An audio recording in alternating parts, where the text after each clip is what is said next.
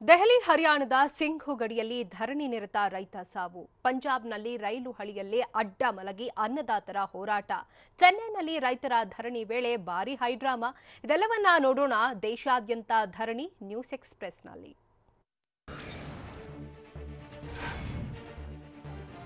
ರಾಜ್ಯದಲ್ಲಿ ಅಷ್ಟೇ ಅಲ್ಲ, ದೇಶಾದ್ಯಂತ ರೈತರ ಪ್ರತಿಭಟನೆ ಜೋರಾಗಿತ್ತು. ದೇಶದ ವಿವಿಧ ನಗರಗಳಲ್ಲಿ ರೈತರ ಪರ ಹೋರಾಟಗಾರರು ಬೀದಿಗಿಳಿದಿದ್ರು.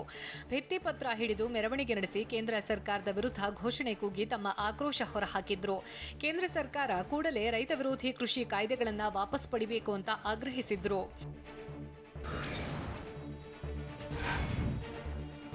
ಹರಿಯಾಣದಲ್ಲಿ ಕೇಂದ್ರ ಕೃಷಿ ಕಾಯ್ದೆಯನ್ನ ವಿರೋಧಿಸಿ ಹೋರಾಟ ಭುಗಿಲೆದ್ದಿದೆ.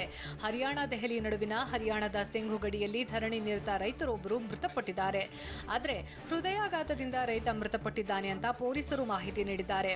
ಮತ್ತೊಂದು ಕಡೆ ರೈತರು ಕೃಷಿ ಕಾಯ್ದೆಗಳನ್ನು ಹಿಂಪಡೆಯುವವರೆಗೂ ಹೋರಾಟ ಬಿಡಲ್ಲ ಅಂತ ಪಟ್ಟು ಹಿಡಿದಿದ್ದಾರೆ ರೈತರು.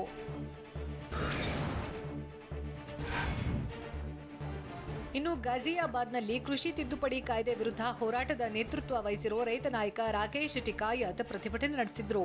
ಹೋರಾಟಗಾರರಿಗೆ ಸ್ವತಃ ಟಿಕಾಯತ್ತೇ ಅಡುಗೆ ಮಾಡಿದ್ರು. ಇದೇ ವೇಳೆ 10 ವರ್ಷವಾದರೂ ನಾವು ಕೇಂದ್ರ ಕೃಷಿ ತಿದ್ದುಪಡಿ ಕಾಯ್ದೆ ವಿರೋಧಿಸಿ ಪ್ರತಿಭಟನೆ ನಡೆಸ್ತೇವೆ, 3 ರೈತ ವಿರೋಧಿ ಕಾನೂನನ್ನ ವಾಪಸ್ ಪಡಿಬೇಕು, ಅಲ್ಲಿವರೆಗೂ ಪ್ರತಿಭಟನೆ ನಿಲ್ಲೋದಿಲ್ಲ ಅಂತ ರೈತ ನಾಯಕ ರಾಕೇಶ್ ಟಿಕಾಯತ್ ಹೇಳಿದ್ದಾರೆ.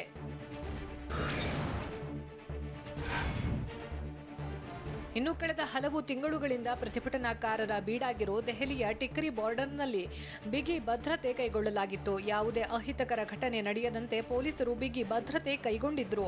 ಬ್ಯಾರಿಕೇಡ್ ಹಾಕಿ ಹೆಚ್ಚಿನ ಸಿಬ್ಬಂದಿಯನ್ನ ನಿಯೋಜನೆ ಮಾಡಿ ಭಾರೀ ಸೆಕ್ಯೂರಿಟಿ ಕೈಗೊಳ್ಳಲಾಗಿತ್ತು. ಇದರಿಂದಾಗಿ ಯಾವುದೇ ಅಹಿತಕರ ಘಟನೆ ಸಂಭವಿಸಿಲ್ಲ.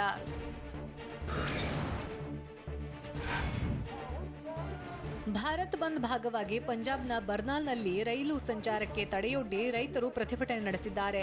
ರೈತರು ರೈಲ್ವೆ ಟ್ರ್ಯಾಕ್ಗಳ ಮೇಲೆ ಕುಳಿತು ಪ್ರತಿಭಟನೆ ನಡೆಸಿದ್ದಾರೆ. ಭಾರತೀಯ ಕಿಸಾನ್ ಯೂನಿಯನ್ ಸದಸ್ಯರು ರೈಲು ತಡೆದು ಪ್ರತಿಭಟನೆ ನಡೆಸಿದ್ರು. ಇದರಿಂದ ಈ ಭಾಗದಲ್ಲಿ 40ಕ್ಕೂ ಹೆಚ್ಚು ರೈಲು ಸಂಚಾರದಲ್ಲಿ ವ್ಯತ್ಯಯವಾಗಿದೆ.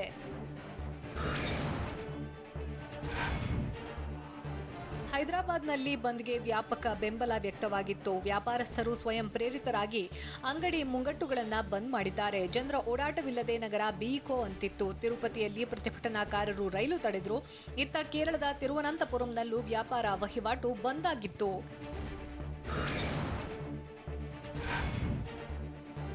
ನೆರೆ ರಾಜ್ಯ ತಮಿಳುನಾಡಿನಲ್ಲೂ ರೈತರು ರೊಚ್ಚಿಗೆದ್ದಿದ್ರು. ಬೀದಿಗಿಳಿದು ಪ್ರತಿಭಟನೆ ನಡೆಸಿದ್ರು. ಈ ವೇಳೆ ಪ್ರತಿಭಟನಾಕಾರರನ್ನ ತಡೆಯೋಕೆ ಪೊಲೀಸರು ಮುಂದಾಗಿದ್ದಾರೆ. ಜಾಥಾ ತಡೆಯೋಕೆ ರಸ್ತೆಯಲ್ಲಿ ಬ್ಯಾರಿಕೇಡ್ ಅಳವಡಿಸಲಾಗಿತ್ತು. ಆದರೆ ಬ್ಯಾರಿಕೇಡ್ ತಳ್ಳಿ ರ್ಯಾಲಿ ಮುಂದುವರಿಸೋಕೆ ರೈತರು ಹರಸಾಹಸ ಪಟ್ಟರು. ಈ ವೇಳೆ ದೊಡ್ಡ ಹೈ ಡ್ರಾಮಾವೇ ನಡೆದಿದೆ.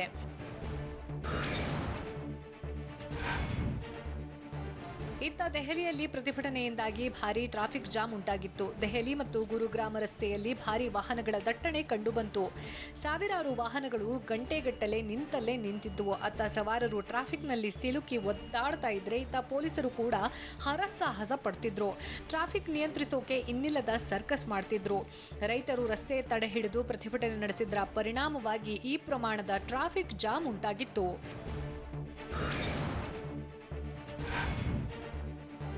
ಇನ್ನು ಬಿಹಾರದಲ್ಲಿ ರೈತರ ಪರ ಆರ್ಜೆಡಿ ಕಾರ್ಯಕರ್ತರು ಬೀದಿಗಿಳಿದಿದ್ರು. ರಸ್ತೆಗಳಲ್ಲಿ ಟೈರ್ಗೆ ಬೆಂಕಿ ಹಚ್ಚಿ ಘೋಷಣೆಗಳನ್ನ ಕೂಗಿದ್ದಾರೆ. ಕೇಂದ್ರ ಸರ್ಕಾರ ಜಾರಿಗೆ ತರ್ತಾ ಇರುವ ಕೃಷಿ ಕಾಯ್ದೆಗಳು ರೈತರಿಗೆ ಮಾರಕವಾಗಿವೆ.